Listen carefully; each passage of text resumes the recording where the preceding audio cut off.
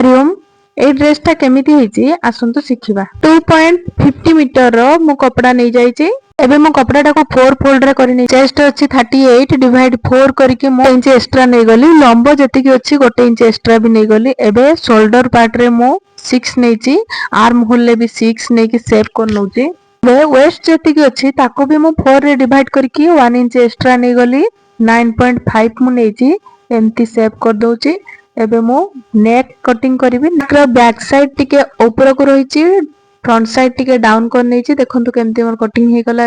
एबे घेरो तीनटा थाको अछि। थाको थाको हे कि तीनोटी थाको रहिबो। तो प्रथम थाको मु काढी नैची।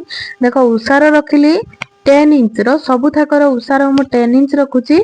आ से तार लंबटा केते ना वेस्ट हमर थिला केते 8.5 into 2 करिकी मु 17 इंच लंब नैची। एटा फ्रंट साइड रे। बैक साइड पई भी सेमती 17 इंच लंब और 10 इंच उसार रे एमती आ गोटे काटी नेबे।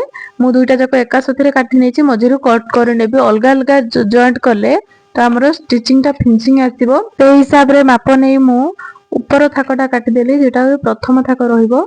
सेकंड थाकोटा भी सेमिति 10 इंच रो मु माप नेबी। किंतु लंबटा एटा नेथिली मु 17 इंच प्रथम थाको। तो एटा सेकंड थाकोटा मु आउ 7 इंच एक्स्ट्रा नै कि 23 इंच नैची।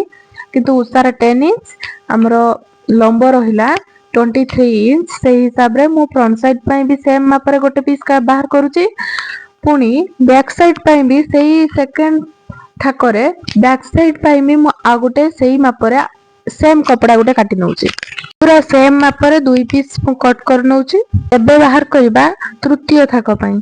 तृतीय थाको रे सेटा जेति कि थिला सेमती 10 इंच उसार रहिबो। किंतु लंबटा आउ 7 इंच अधिका करिकी मु नै जाउची। सेटा थिला 23 इंच। से कपड़ाटे को आनिकी पुणी ता ऊपर पके दउची। आ गोटे पीस काटी नउची।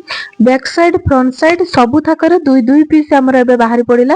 एबे हाथ कटिंग करबा। कपड़ाटे को 4 फरस्तरे फोल्ड कर नउची। एपटे मु हाथ लंब 10 आ एपटे मु आर्म होल ले +2 इंच अधिका नै कि मु हाथ को शेप कर नेली। एपटे मु मोटई नै गली। मोटई बाय 2 +1 से सीधा रे मार्क करिकी मु हाथ कट कर नेली। बे आसंतो हाथ पई जो घेरोटा कटिंग करबा सेइटार माप नबा। मु 4 परस्त फोल्ड करिकी कपड़ा नै गली। एबे हाथर लंबटा मु नैची 3 इंच। से जो घेरोटार लंब 3 इंच किंतु उसारटा मु नेली। हाथर घेरो थिला हमर 6.5 मु उसार नेली 10 इंच। एबे देखंतु एही परि भाबे सजै नेली। एबे आको हम स्टिच करनबा। प्रथमे मु व्हाइट रो पाइपिंग लगे नेली नेक रे। बैक साइड फ्रंट साइड दुई पट जाक नेक रे मु पाइपिंग लगे नेली। पाइपिंग दे सारिबा परे मु ए व्हाइट कलर लेस को देखंतु केमती स्टिच करूची। गोटे साइड रो आनिकी पुणी तळको सेटा दे दउची। अन्य साइड रे भी सही परी लेस को मु स्टिच करी आनिकी एही परी भाबे स्टिच करिवे। एबे हमरो फ्रंट पार्ट टा एटा फ्रंट पार्ट पूरा रेडी हे गला। एबे हमें ता ऊपर कुंचो दबा आरंभ कर दबा। देखंतु मु सुल्टा पट ऊपर पकेली गोटे गोटे करी एमती कुंचो दे दबा। देखंतु प्रथम ताकर कुंचो दिया सरला। मु ता ऊपर लेस लगे नउची। से पूरा सिलाई ऊपर ही लेस टी लगे नेबे। सिलाईटा भी बसी की रहिबो। एमती कपड़ा को दुई साइड रो प्रेस करके हमें पूरा लेस टा को लगे नबा। प्रथम थाको कंप्लीट हे गला। एबे हमें द्वितीय थाको आरंभ करिबा। सेमती आकु भी मध्य कुंचो दे दबा आ लेस लगे नबा। तृतीय थाको भी सेमती कुंचो दे के स्टिच करनबा। पूरा लास्ट को एबे हमें एमती फोल्ड करनबा आ ता ऊपर लेस लगे नबा। एबे हमें फ्रंट पार्ट जेमिति स्टिच करले बैक पार्ट को सेमिति स्टिच करनबा। ए हाथटा को स्टिच करबा। देखो तो हाथर मोटई पाखरे ए जो कुंचो दबा पई हमें जो कपड़ाटा काटी थिले ताको टिके टिके करके सेगुडा कर जेमिति कुंचो नेले एटारे भी सेमिति हमें कुंचो देई नबा। कुंचो देई सारिबा परे सेठिरे जेमिति हमें लेस लगेई थिले पूरा सिलाई ऊपरे एटारे भी हमें सेमिति लेस लगेई नबा।